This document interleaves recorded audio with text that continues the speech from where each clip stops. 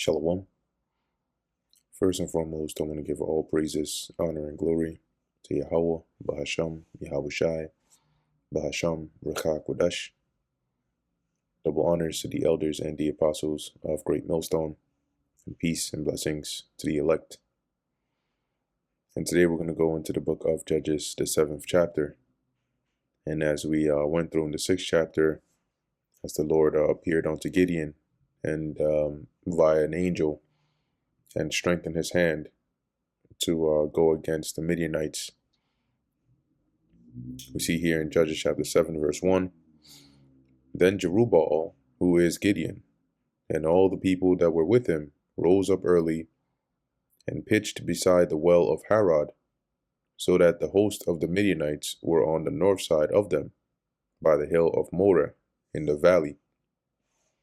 And the Lord Yahweh said unto Gideon, The people that are with thee are too many for me to give the Midianites into their hands, lest Israel vaunt themselves against me, saying, Mine own hand hath saved me.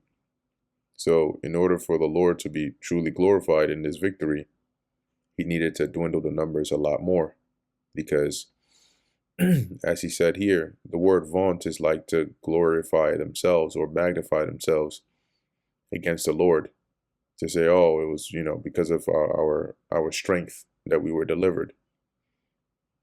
But if the numbers were very few, so few that it would seem logically impossible for them to win, and yet they won, the glory would go to the Lord, as they would know this was through divine intervention.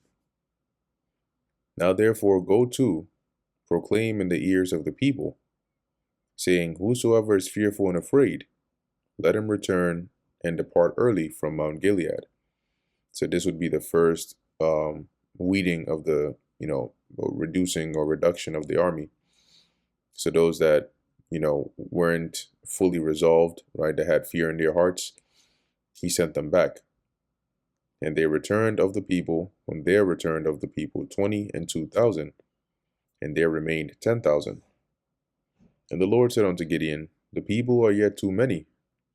Bring them down to the water, and I will try them for thee there. So you still need to reduce them more, but I'm gonna filter them for you. You just bring them to the water, the stream. And it shall be that of whom I say unto thee, this shall go with thee, the same shall go with thee.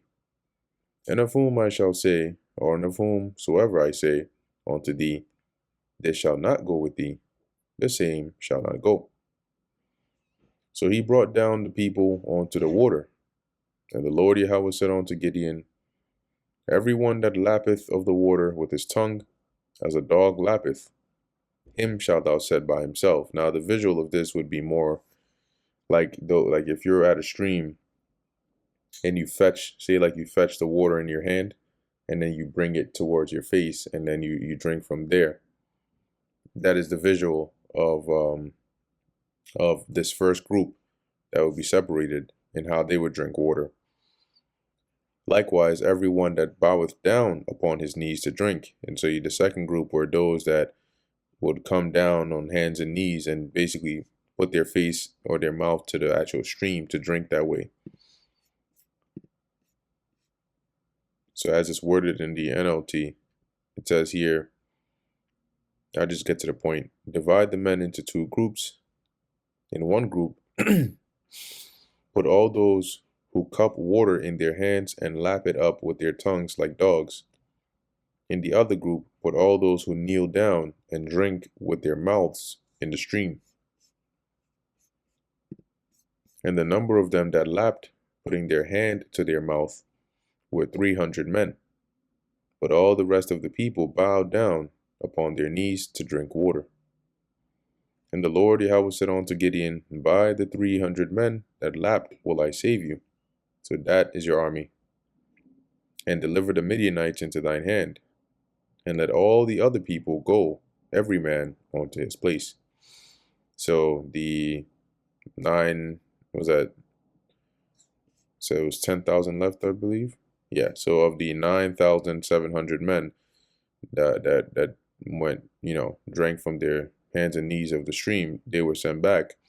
and the 300 remained.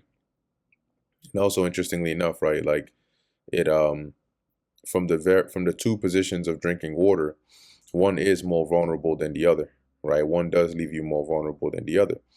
If you are on your hands and knees and you are drinking water, you are more vulnerable because you don't see what's going on behind you. Your peripheral won't catch as much because one, in terms of height, your head is down, right?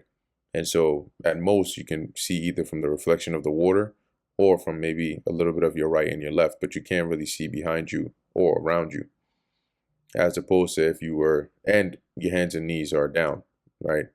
As opposed to being, in a more upright position to where, you're drinking from your hands, but you're still able to get more of a visual around you and show a bit more a sense of awareness, right?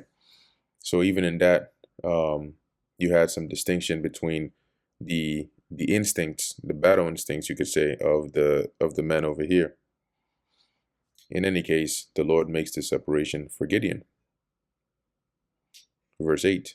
So the people took victuals of their hand and their trumpets, and he sent all the rest of Israel, every man unto his tent, and retained those 300 men, and the host of Midian was beneath him in the valley.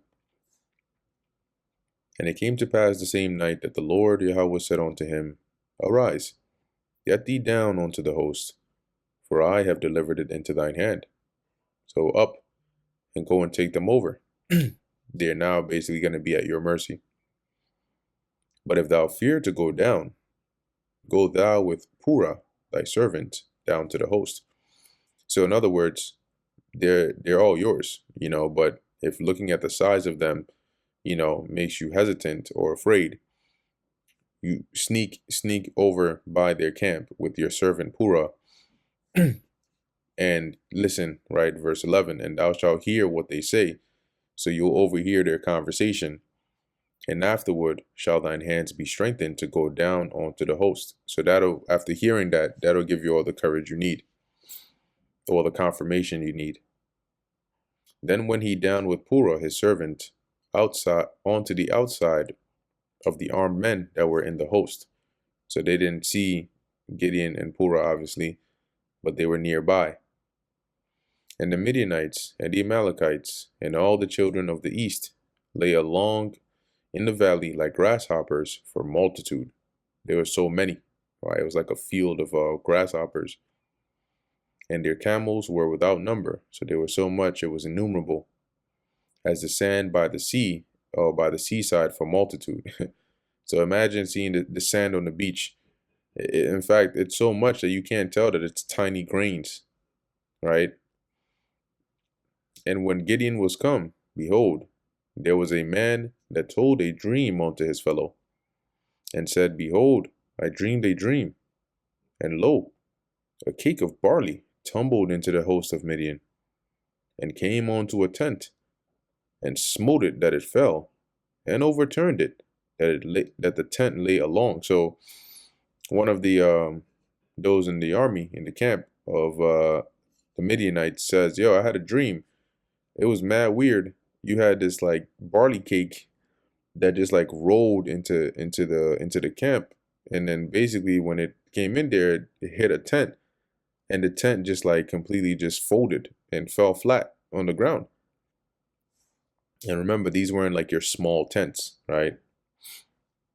And his fellow answered and said, This is nothing else save the sword of Gideon the son of Joash, a man of Israel. For into his hand hath God delivered Midian and all the host. So, as interesting as a response as that is, that's the Lord put the spirit on him to say that, and say it at a point where Gideon would hear it. And so it was when Gideon heard the telling of the dream and the interpretation thereof, that he worshipped,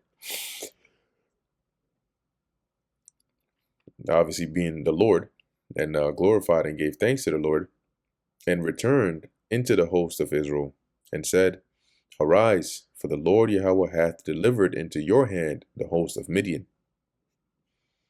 And he divided the 300 men into 3 companies, and 100 each. And he put a trumpet in every man's hand with empty pitchers and lamps within the pitchers. So they basically got the pitchers are like vases, you could say. Um and so he like clay pots almost. So they had a horn, a trumpet, which is typically a ram's horn or some form of a horn, in one hand, and then they put the torches inside of the pitchers. And what that would do is it would allow them to sneak by without alerting the enemy camp, because back then, if you have a torch or any form of a light, right, lamps, it would be very visible considering this was in the nighttime, right? Especially for 300 men to have those, it would be very visible.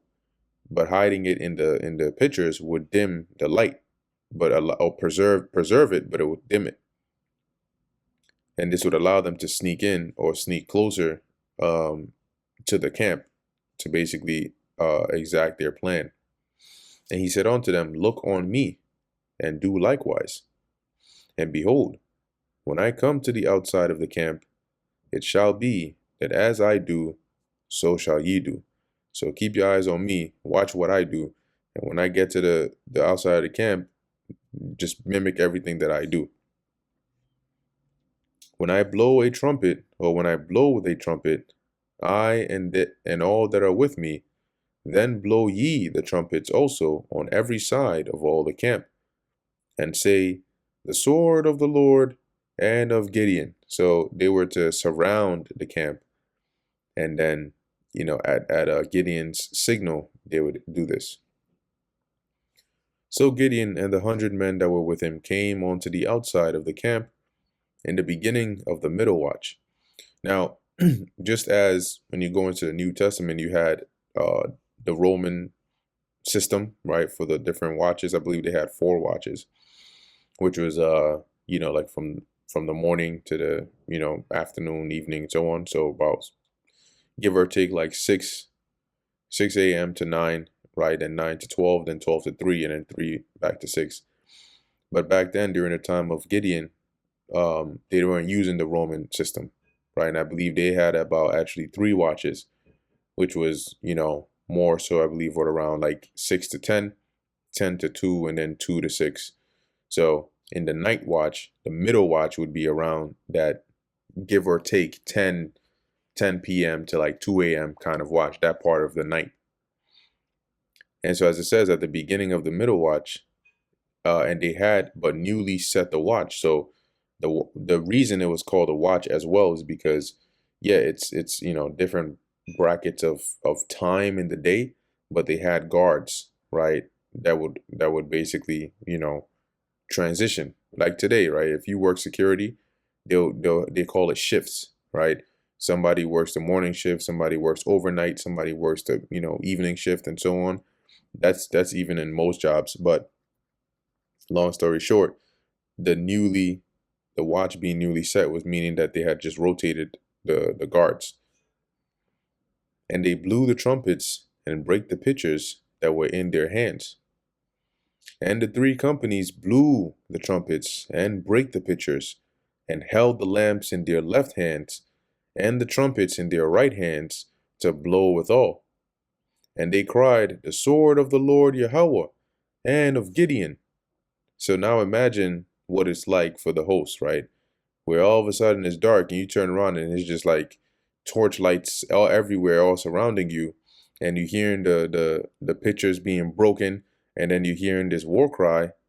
They probably sounded like a large army surrounding them, and they were pretty much afraid, especially if the rumor of that man's dream had spread throughout the camp. So as it says here, and they stood every man in his place round about the camp, and all the host ran and cried and fled. So they booked it. They ran every which way. And let me see. I think, is it yeah, it might be here, but we'll keep on going. It says, and the 300 blew the trumpets, and the Lord Yahweh set every man's sword against his fellow. So the Most High put a spirit of disarray and confusion amongst them, the Midianites. That is, that they started to kill each other, right? That's what it means. Every man's sword against his fellow, i.e., friendly fire. Even throughout all the host, and the host fled to Beth Shittah in Zererath, and to the border of Abel Meholah, onto Tabbath. And the men of Israel gathered themselves together out of Naphtali and out of Asher and out of all Manasseh, and pursued after the Midianites. And Gideon sent messengers throughout all Mount Ephraim, saying, Come down against the Midianites, and take before them the waters onto Beth Barah and Jordan. Now let's look up here. Let's see, Judges 8 map. Okay, this is a pretty good one. So this is like some nice rough estimation of the routes. So we see here, right, right around here, Gideon's army encircles the enemy camp. And you can see here, these are the keys, or indicators. So the tribes gather together. They have this is where the Midianites get all messed up. They start fleeing, and so Gideon's army pursues them. Okay, and as it says here, in verse 24, that Gideon calls Ephraim, right, to say that basically come and join the battle, right, and take them, as it says, before the waters of Beth Barah and Jordan. And so we see here now Ephraim comes in and joins here the battle right around this here, which is right around the edge of the Jordan River. Then all the men of Ephraim gathered themselves together and took the waters onto Beth Barah or Beth Barah and Jordan. So they basically caught them there and took control of that region. And they took 2 princes of the Midianites, Oreb and Zeb, and they slew Oreb upon the rock Oreb, and Zeb they slew at the winepress of Zeb, and pursued Midian, and brought the heads of Oreb and Zeb to Gideon on the other side of Jordan. And so we see here, I believe this is the place where that might have happened. And so we see here the Lord is beginning to deliver the Midianites into the hand of Gideon as he promised him. And that brings us to the end of the book of Judges, the 7th chapter. Lord willing, that was edifying to the elect. In closing, I want to give all praises, honor, and glory to Yahweh, Bahasham Yahushai, Bahasham Rechak Wadash. Until next time, Shalom.